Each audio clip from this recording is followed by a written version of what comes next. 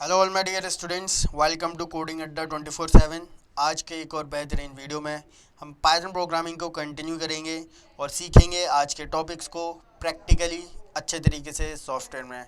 चलिए वीडियो को लाइक कर देते हैं अभी से और स्टार्ट करते हैं इस जर्नी को।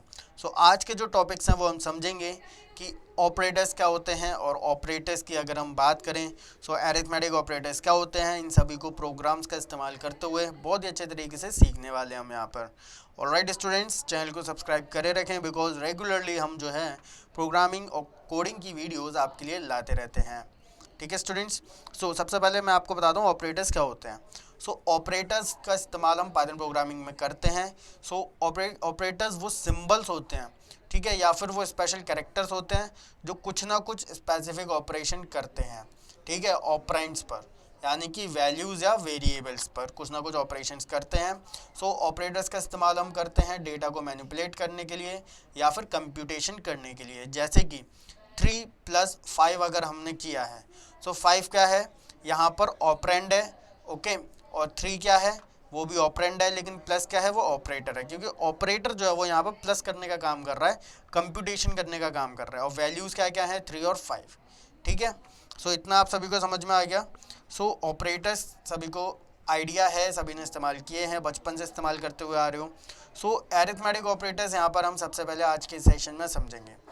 एरिथमेटिक ऑपरेटर्स सभी आपको अपनी स्क्रीन पर विजिबल हैं। इनके क्या क्या नेम्स हैं ये भी आपको आपकी स्क्रीन पर विजिबल हैं, जैसे कि एडिशन, सब्ट्रैक्शन, मल्टीप्लिकेशन, डिवीजन, ये जो है ये सभी ने किए हुए हैं।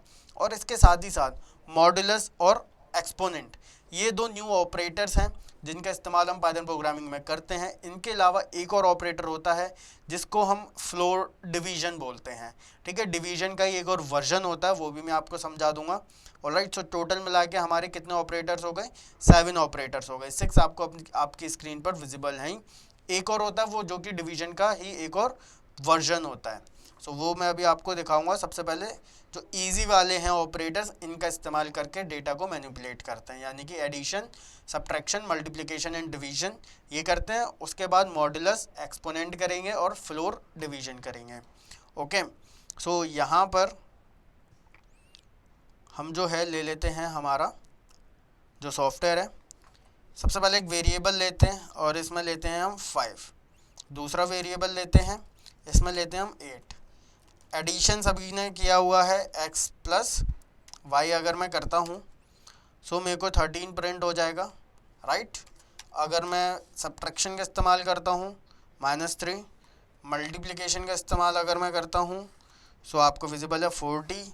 अगर डिवाइड का इस्तेमाल करता हूँ 0.625 यहाँ पर इस्तेमाल हो जाएगा, ठीक है। इतना सभी को समझ में आया कि ये 4 ऑपरेटर्स आपको बहुत ही अच्छे तरीके से आते हैं, आप इजीली कर भी सकते हैं। मैं डायरेक्टली अगर ऐसे करूँ, ये नंबर ले लूँ, डिवाइड करूँ इस नंबर से, लेट्स चेक कि क्या आता है आंसर, ठीक है। इस तरीके से आंसर आ जाएगा आपके सामने 4.599, बिल्कुल जो है प्रिसाइज आंसर आपको मिलता है इसके अंदर। चलिए अब जो हमारे ऑपरेटर्स हैं वो हैं इंपॉर्टेंट वाले। मॉड्यूलस का इस्तेमाल करके बताता हूँ सबसे पहले। मॉड्यूलस जो है वो हमारा रिमाइंडर निकालने के काम आता है। अब सपोज़ करो मैंने आपसे बोला 3 × 5 करो, तो आप कर दोगे, मन ही मन में कर दोगे, 5 × 3 = 15 कर दोगे। मैंने बोला कि 14 को अगर 3 से डिवाइड करें रिमाइंडर कितना बचता है, ठीक है। कैसे निकालोगे आप? इसी के लिए जो होता है सिंबल, यानी कि मॉड्यूलस, वो होता है रिमाइंडर निकालने के लिए। 14 को 3 से अगर हम डिवाइड करते हैं तो कितना रिमाइंडर आएगा, ओके। यहाँ पर मैंने डिवीजन का साइन लगा दिया, परसेंट का साइन लगाना है। ध्यान देना कि जो मॉड्यूलस है उसका साइन क्या होता है, परसेंट वाला, ओके। 14 मॉड्यूलस 3 हम यहाँ पे करते हैं, 2 आंसर आएगा, क्योंकि 3 × 4 = 12 और 14, डिफरेंस कितना आ रहा है, 2 का आ रहा है। ये हमारा हो जाएगा यहाँ पे, राइट। इतना आप सभी को समझ में आ रहा है अच्छे से कि मॉड्यूलस का इस्तेमाल हम रिमाइंडर निकालने के लिए करते हैं। इसके बाद आता है एक्सपोनेंट। एक्सपोनेंट मतलब पावर।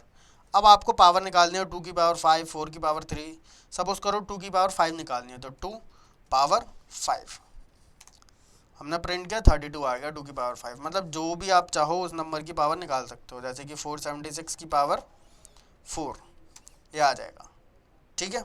ये एक्सपोनेंट का साइन कैसे लगाया जाता है आपका जो कीबोर्ड है, ठीक है, लैपटॉप का या फिर आपके कंप्यूटर का, उस पर देखो 8 वाला जो बटन होता है, ठीक है, जो नंबर होता है, उसको शिफ्ट दबा कर दबाओ, ठीक है। तो वो एक बार मैंने जैसे शिफ्ट दबाया हुआ है, अब मैं 8 को दबा रहा हूँ, सो एक बार आ गया, अब दूसरी बार रखना है, ठीक है।